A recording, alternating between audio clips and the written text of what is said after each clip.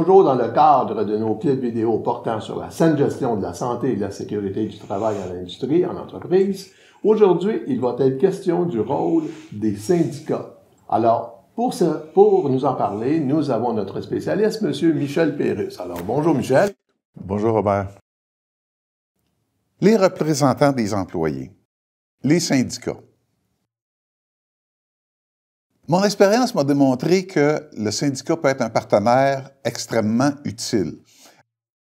Mettons les choses de la façon suivante. Je ne connais pas de syndicats qui ne sont pas motivés en santé et sécurité. Je ne connais pas de directions qui sont contre la vertu en matière de santé et sécurité. La grosse difficulté, c'est de faire travailler ces acteurs-là ensemble. Le syndicat a un rôle particulier à jouer de la façon suivante. Il faut éviter que le syndicat ne devienne un goulot d'étranglement. On veut aller chercher l'implication active des employés. Le syndicat, c'est la porte ouverte pour aller chercher cette implication active.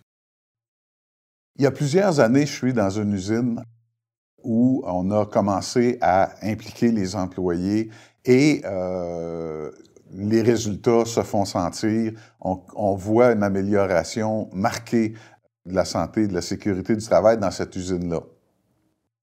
J'étais assis à côté du vice-président du syndicat qui s'appelait Michel lui aussi. J'ai dit « Michel, c'est plus la même usine. » Il me dit « Oui, c'est la même usine, mais c'est plus le même esprit qui règne. » Ce qui s'était passé, c'est que le syndicat et la direction s'étaient mis d'accord pour aller chercher l'implication maximale des employés. Et à partir de ce moment-là, on a recadré le rôle du représentant à la prévention, on a recadré la façon de travailler au sein du comité de santé et sécurité et évidemment, le rôle du syndicat, globalement parlant, s'est positionné comme un rôle de partenaire. Alors, c'est ça l'esprit du message ou la principale chose qu'il faut retenir à propos du rôle du syndicat.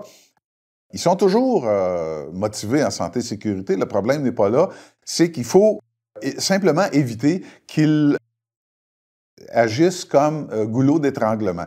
Ils doivent être des facilitateurs pour permettre d'aller chercher la plus grande implication possible des employés. Il n'y a rien dans ce qu'on préconise comme approche en santé et sécurité qui menace la survie. La santé et sécurité ne sera jamais une menace ou une tentative de désyndicalisation. Au contraire, à partir du moment où on a une approche ouverte, on a une approche de partenariat.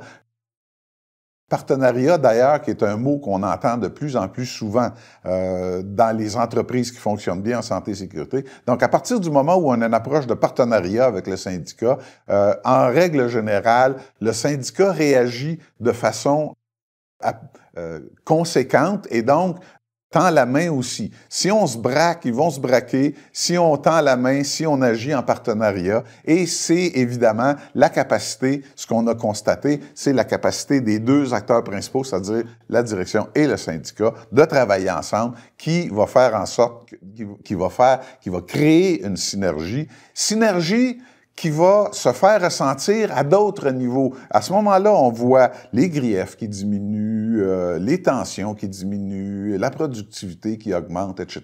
Donc, on a tout à gagner. Évidemment, la santé-sécurité est un prétexte, est un terrain, est un sujet tout à fait approprié pour démarrer ce partenariat. Et on l'a vu dans certaines usines. À partir du moment où on a ce partenariat, il n'y a plus grand-chose d'impossible.